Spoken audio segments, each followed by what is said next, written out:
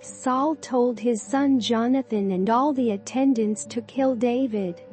But Jonathan had taken a great liking to David and warned him, "My father Saul is looking for a chance to kill you. Be on your guard tomorrow morning, go into hiding and stay there. I will go out and stand with my father in the field where you are. I'll speak to him about you and will tell you what I find out." Jonathan spoke well of David to Saul his father and said to him, "Let not the king do wrong to his servant David. He has not wronged you, and what he has done has benefited you greatly. He took his life in his hands when he killed the Philistine. The Lord won a great victory for all Israel, and you saw it and were glad. Why then would you do wrong to an innocent man like David by killing him for no reason?"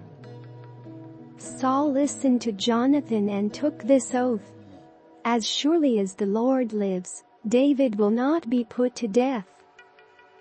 So Jonathan called David and told him the whole conversation. He brought him to Saul, and David was with Saul as before. Once more war broke out, and David went out and fought the Philistines. He struck them with such force that they fled before him. But an evil spirit from the Lord came on Saul as he was sitting in his house with his spear in his hand, while David was playing the lyre. Saul tried to pin him to the wall with his spear, but David eluded him as Saul drove the spear into the wall. That night David made good his escape.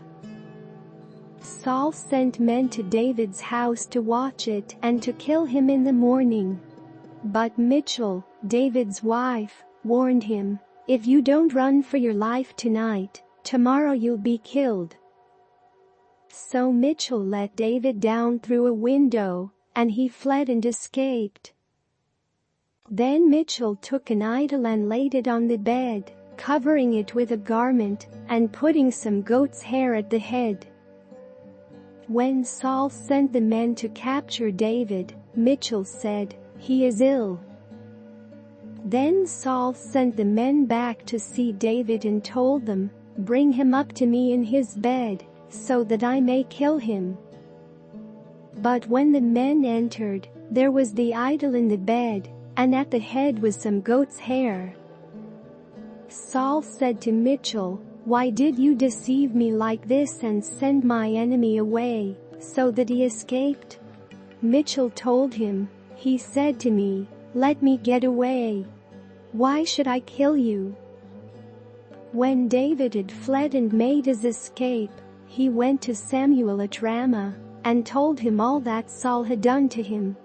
Then he and Samuel went to Naioth and stayed there. Word came to Saul, "David is in Naioth at Ramah." So he sent men to capture him.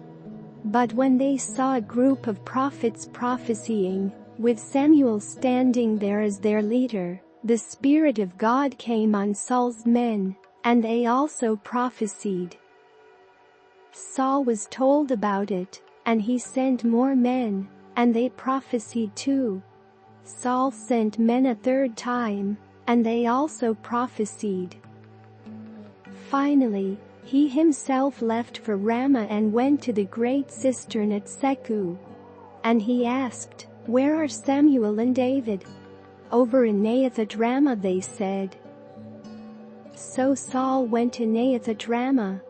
But the Spirit of God came even on him, and he walked along prophesying until he came to Naioth. He stripped off his garments, and he too prophesied in Samuel's presence. He lay naked all that day and all that night. This is why people say, "Is Saul also among the prophets?"